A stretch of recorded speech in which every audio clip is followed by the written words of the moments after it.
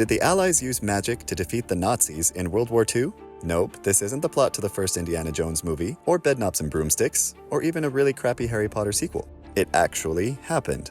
Because, in its darkest hour, Great Britain could rely on its wizard-in-chief, Jasper Maskelyne. Maskelyne, a dashing figure with an Errol Flynn mustache and a penchant for magic and showmanship, had been playing London's famous Palladium in its West End, and there's footage of him swallowing a dozen razor blades on a pâté newsreel in 1937, declaring them delicious when they're fresh.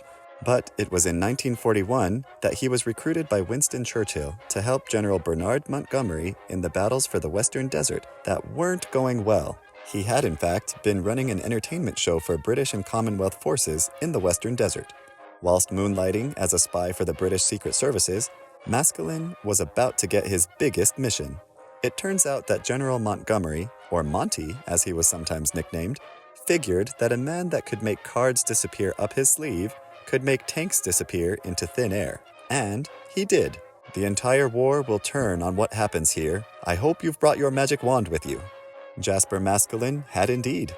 Working with a large group of assistants from his time on the stage, they were known as A-Force, and probably inspired the TV show The A-Team, though Maskelyne preferred to call them the Magic Gang. They began to help with the preparations for the Battle of El Alamein, a town located on the northern coast of Egypt. He designed a series of simple sun shields that, when viewed by a reconnaissance plane from above, made a massive Churchill tank resemble a humble Bedford truck.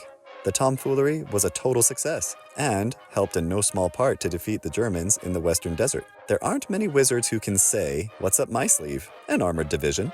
Maskelyne's next trick was, incredibly, to make the city of Alexandria disappear. How did he do this? Did he have an especially big magic hat or hanky? Nope. Maskelyne was, as ever, a master of practical magic.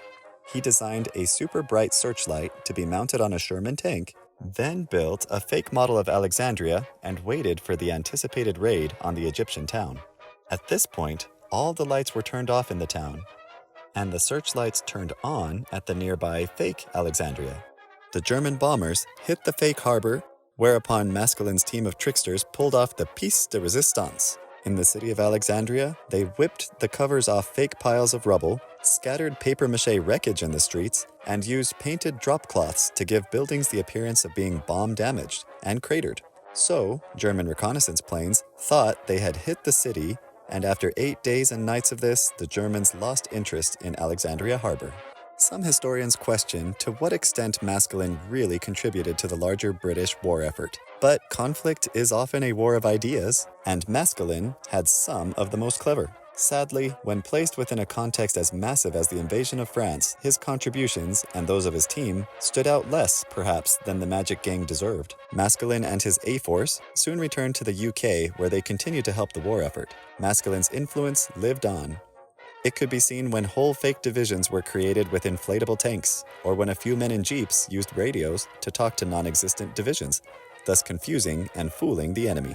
Good old Masky's last truly famous operation was the fake bombing of the de Havilland plane factory. It involved the same tricks as used in Alexandria, only this time it was claimed to have been sabotaged by infamous British secret agent Zigzag, who won both a British medal and a German Iron Cross for that operation. Surely a first in any war. Agent Zigzag, his real name Eddie Chapman, was a double agent who offered his service to the Nazis. However, the British flipped Chapman again, using him as an agent and spy against the Germans. Certainly, both Maskelyne and Zigzag's biographies make Ethan Hunt and James Bond look like pale imitations. But in an age of fake news and CGI, it's motivating to find out that in the battle of good against evil, 80 years ago, one man could use his ingenuity to hide a city under his hat and pull an armored division out of his sleeve. If Maskelyne could show that level of creativity and cleverness, surely we all have more potential than we realize. On a lighter note, it's kind of a shame good old Maskell didn't live long enough to have his own TikTok channel.